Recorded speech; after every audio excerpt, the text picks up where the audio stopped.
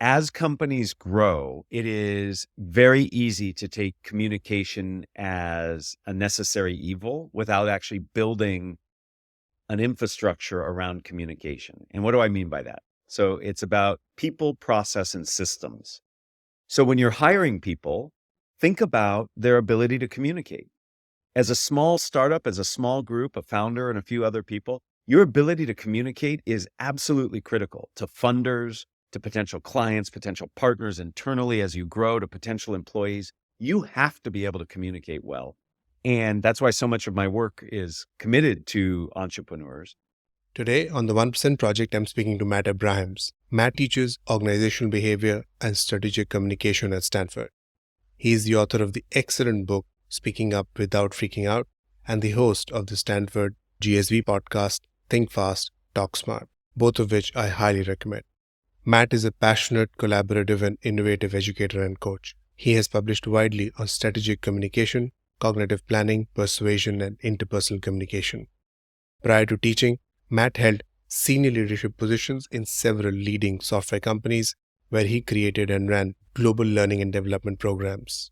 Matt has worked with executives to help prepare and present keynote addresses, IPO roadshows, conduct media interviews, and deliver TED Talks.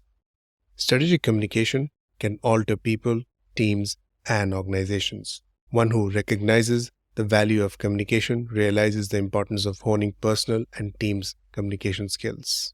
Good communication skills increase employability, morale, engagement, and productivity, along with improved teamwork. Effective workplace communication contributes to improved performance of individuals, teams, and organizations. But the question remains, how does one achieve effective communication? Matt helps people find that answer. In this engaging conversation with Matt, he talks about strategic communication, who is an effective communicator, communication styles of Jeff Bezos, Elon Musk, and Warren Buffett, his favorite communicators, their role of confidence in effective communication, and much more.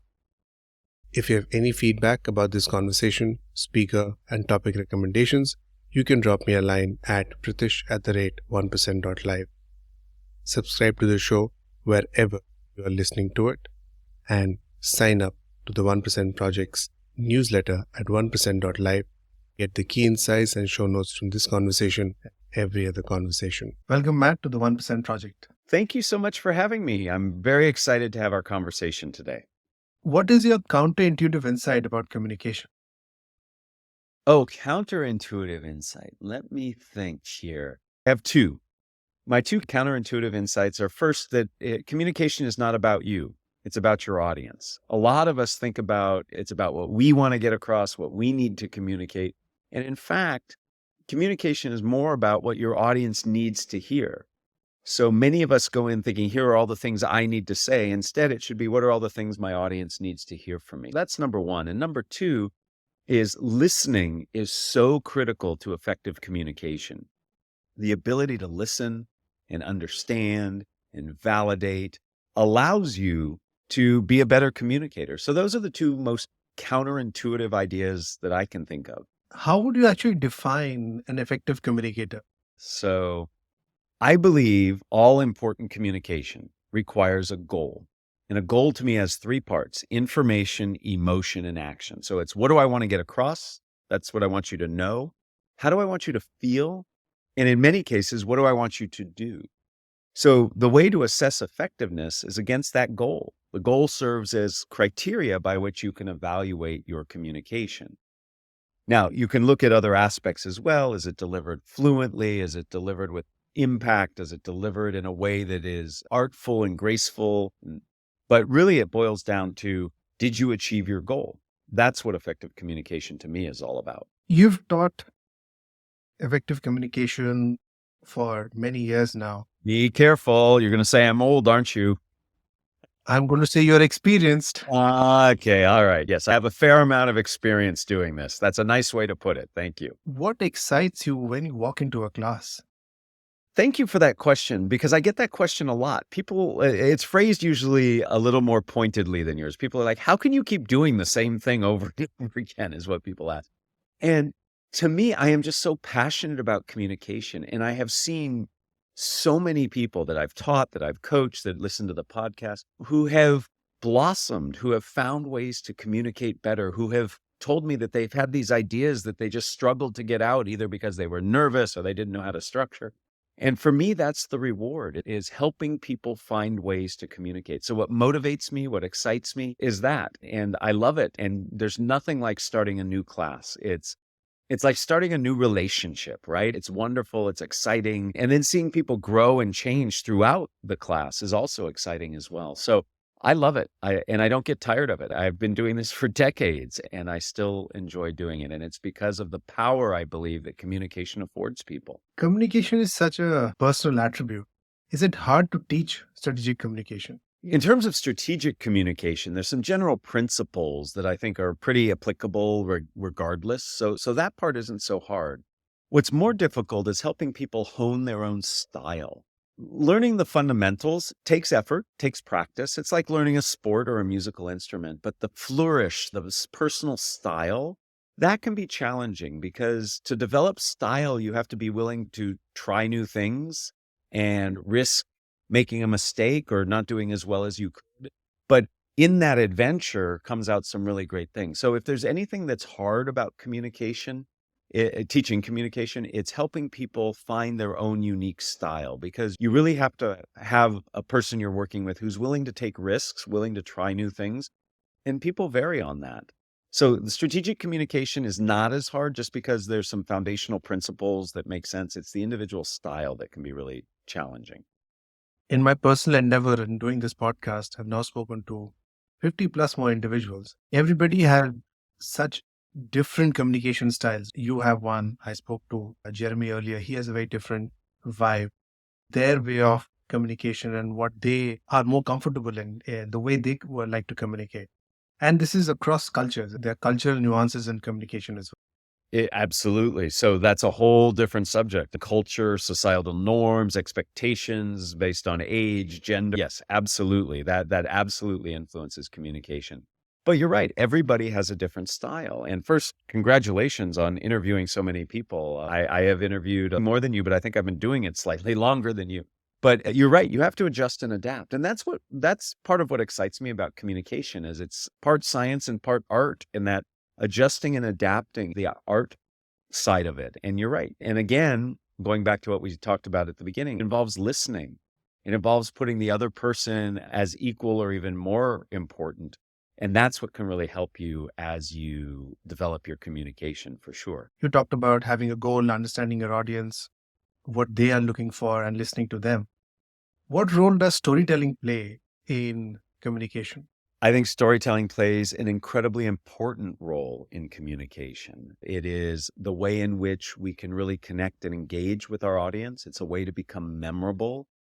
And it's really built into our DNA. Human beings are designed for story. We gravitate towards story. We remember story better. We get energized by story more. The opposite is slides and bullet points. And we have a lot of research to show that we are not good at remembering and getting motivated by just slides and bullet points alone. I've been very fortunate to interview many neuroscientists who study this, and the brain is wired for story. In fact, I interviewed a gentleman, a neuroscientist named David Eagleman, and he used this great analogy to talk about how our brains are ready for story. If you remember what I call the first episode of Star Wars, it's the one that first came out. I'm old enough to remember 1978 and the first one. It's now, I think, number 4 in the sequence of these stories.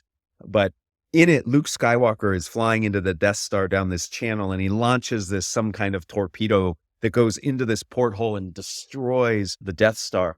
And David Eagleman says, stories are like that torpedo. When they hit the brain, they go in and the brain explodes in terms of connection, in terms of ideas, in terms of energy. In fact, we call it episodic memory. Episodic means episodes. Our brain is wired to remember things as stories, as episodes. So I hope you've gotten my point. Story is important.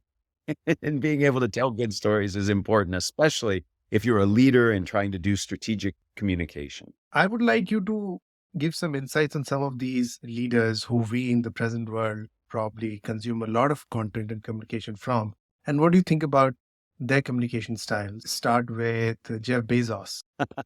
Yeah, I tend to refrain from specifically commenting on people. The thing about Jeff Bezos and Amazon in general that I am most impressed by is they got rid of slides. They don't do internal slide presentations. Create documents, typically I think 5 or 6 page documents, and at the beginning of every meeting, people come together and they have quiet time to all read and get aligned, and then they have a discussion. And I think that's a really powerful alternative to the way most people do it. We're all so busy. To make the assumption that everybody has read the material in advance, I think is foolish, because we all know people don't, or if they do, some people read it in depth and others don't. So to allow time and to have your meetings and presentations and pitches predicated on writing first, I think gives you a little bit more structure and detail, which we know is helpful. When I think of Jeff Bezos, I think mostly about the creativity and the willingness to experiment to help what I think will make meetings more efficient and effective. That's the big thing that comes to mind when I think of Probably the next one would be Tesla. Elon Musk, huh? A lot can be said about Elon Musk and his communication. When I think of Elon Musk, I think one thing is very true. He's very good at getting people focused and talking about his content. At one level, if you are a communicator and you want to have impact, you want people to think about your message, talk about your message, I think he does that very well. Now, he does it by being provocative. He does that by being assertive. And those are things that work for him. Would I recommend that for everybody? No, but definitely tools to help get people focusing on your message and talking about it. So he does that well. Now, do I agree with everything he says? Certainly not. But in terms of his communication, he's good at doing that. What do you think about Warren Buffett? When I think about Warren Buffett, I think about the fact that he is a huge proponent of communication. He believes in the power of communication and the importance of it for leaders and for society. And I really respect that, because I believe the same thing. He has a much louder microphone than I do. And so when he says it, I think it's really important. I have great connection to Omaha, where he is from. My wife's family is from that area, and he represents that sensibility, the no nonsense, call it like you see it, subtle communication. And I appreciate that. There's a reason people, at least in the United States, find those from the Midwest to be very friendly and very empathic. And I think he exhibits some of those. But mostly when I think of Warren Buffett, I just think of his passion for and being a spokesperson for the value of communication. There is more spontaneous speaking than planned speaking in our day-to-day life. So when I'm called on spot, how do I not freak out when I need to speak up? Yeah. You brought up 2 topics there. So managing anxiety in communication, regardless of if it's planned communication or spontaneous communication, is really important. It is the number one barrier in my mind to effective communication. And there are lots of things we can do to manage that. I've spent a lot of my career helping people through the books I've written, or the book I've written, as well as through the podcast and other means. And it really boils down to 2 things. You have to manage both symptoms and sources. The symptoms are the things you physically experience, mentally experience, and the sources are things that exacerbate it. And I'm happy to give more examples on that if you're interested.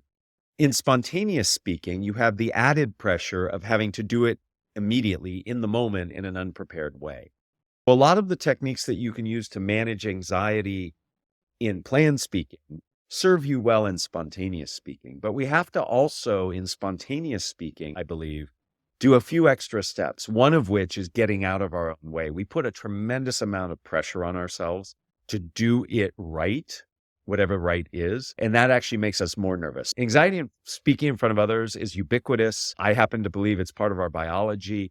And we add additional pressure to that natural anxiety when we're spontaneous. So it's just a more acute form of what I think generically happens to most people. Any techniques where we can actually calm our anxiety while we are in such a situation? How long do we have? I wrote a book that covers 50 academically verified techniques. Let me highlight a few. Perhaps the most important thing we can do for our physiological experience of anxiety is deep breathing.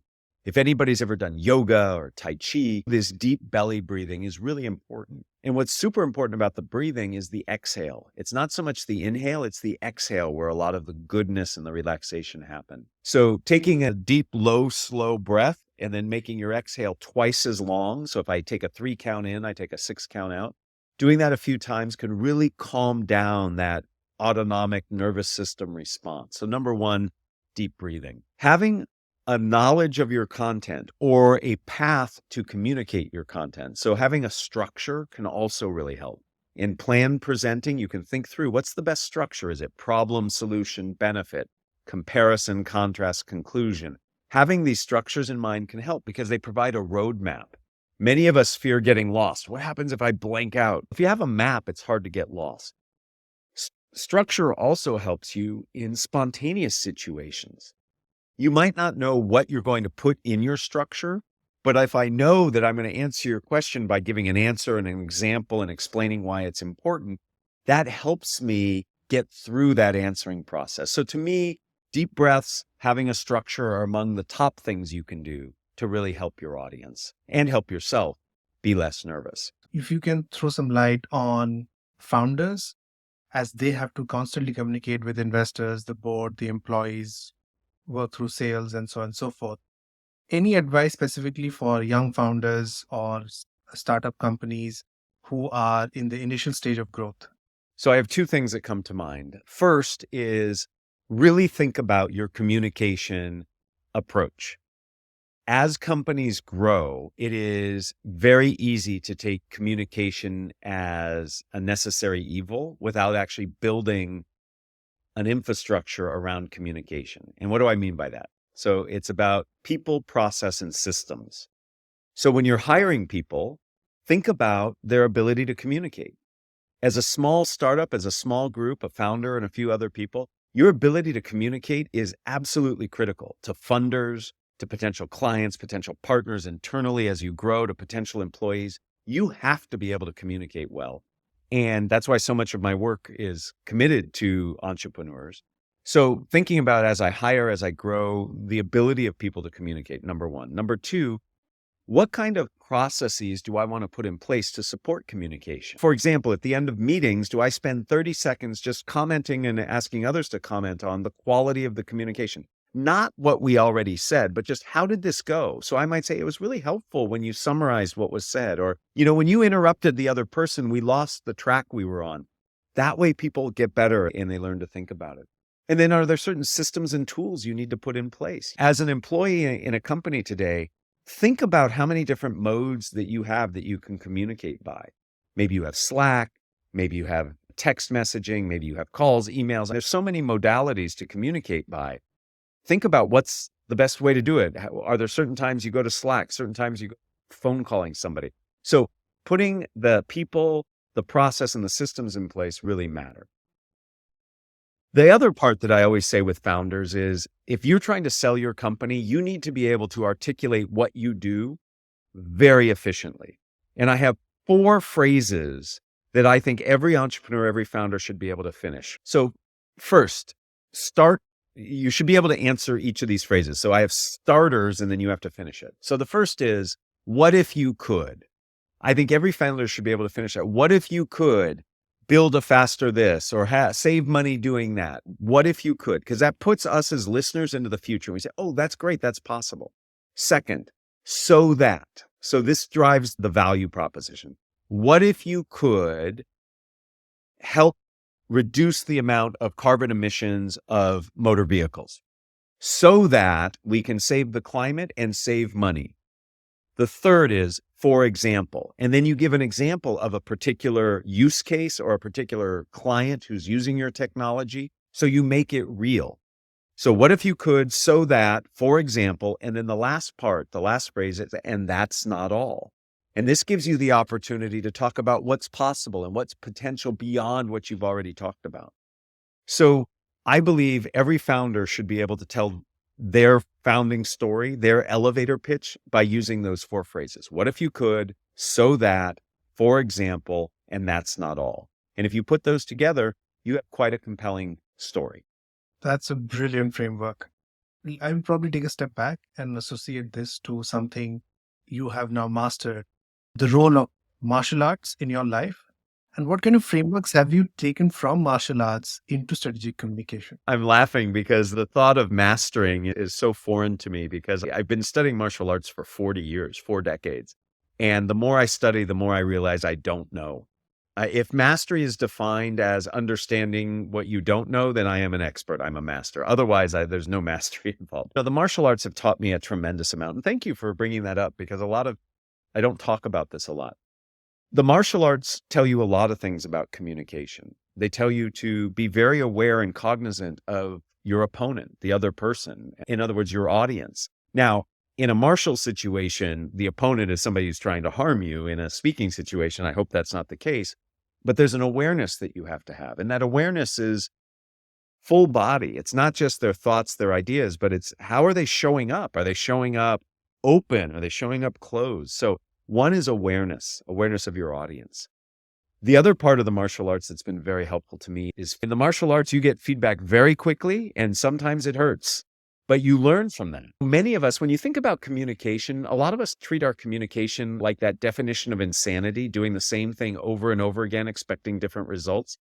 That's the way people communicate. As a coach, as a teacher, I will talk to people and say, why did you do that? Because I've always done it that way. Maybe that's not the right way. So we have to take time to reflect. So the martial arts have made me very sensitive to feedback, literally and philosophically. And the martial arts have been very humbling. I have learned there is always somebody better. There's always a better way to do something. Striving for better is good, but not for best. The goal is not to be the best. The goal is to just get better. And so that mindset has helped me as well. The other thing you asked about frameworks. In the martial arts, there are a lot of forms or what they call kata, ways of moving. And in some ways, that's true for communication too. There's a beginning, there's a middle, there's an end, there's a logical connection between movements in the martial arts. There's a logical connection between ideas and a message.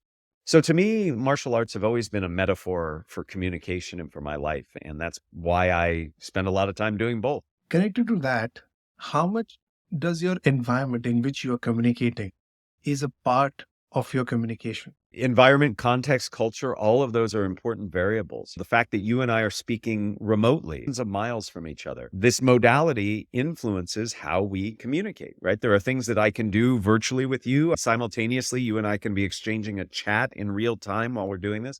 Can't do that if we're in person. But it also is, I'm not in the room feeling your movements, seeing what you're doing below your mid chest, right? I only see your head.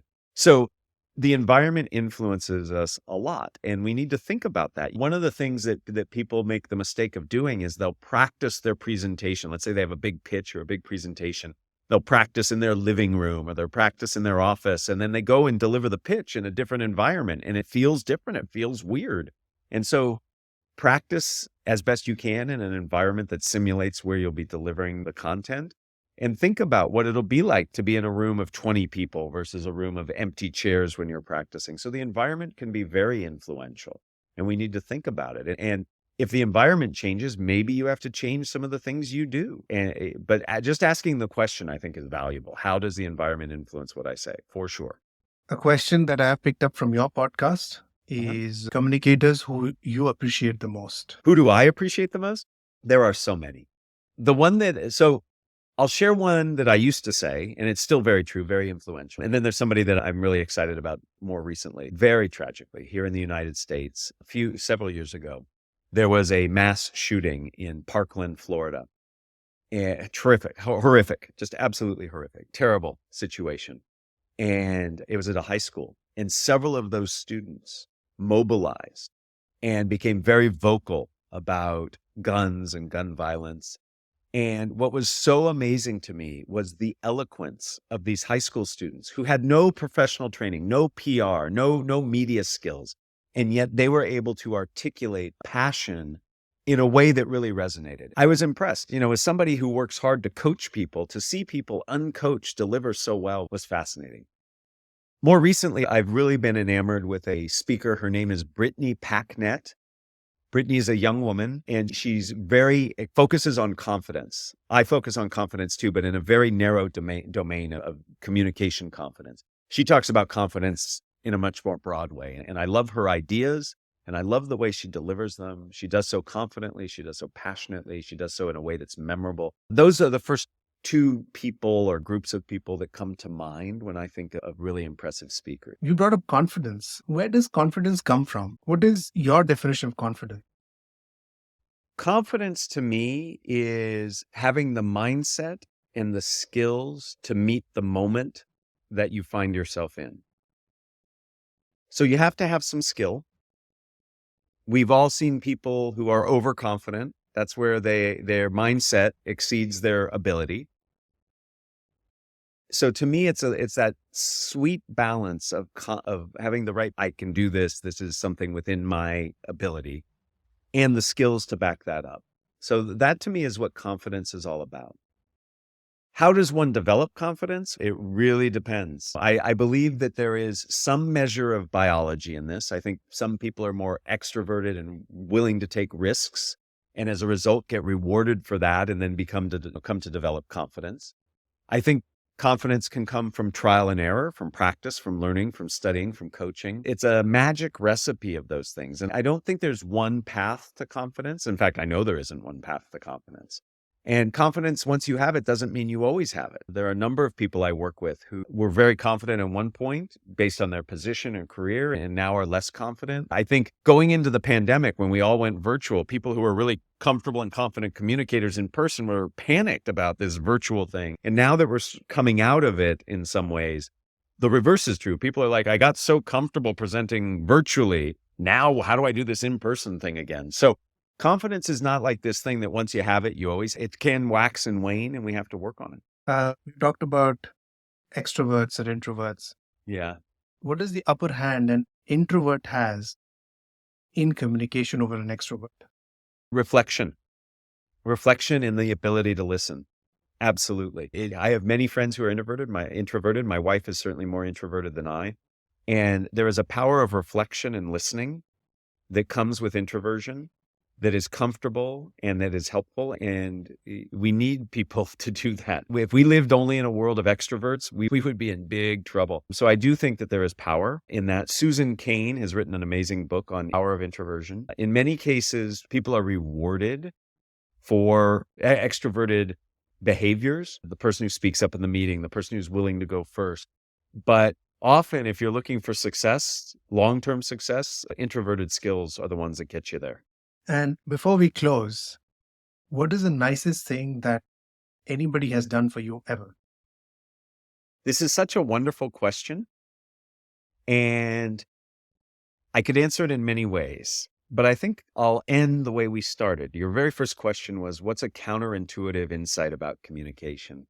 And I think the nicest thing anybody has ever done, and it's not just at one time, it's been done many times, is to listen, to take the time to really listen. We typically don't listen well, but have somebody stop, connect with you, to really be present and listen, and then reflect back that they've heard what you've said. That is a true gift. And I can think about really significant points in my life where perhaps I was very excited and happy, or the opposite, very sad and troubled. When people take the time to listen, that to me is a gift that is very precious. So to me, that's probably the nicest thing anybody has done. And I could name many family, friends, coworkers who've done that for me, but the listening is important. Brilliant. Matt, that's a great place to close this conversation. Thank you for being on the show. Thank you so much for this opportunity. You're doing great work.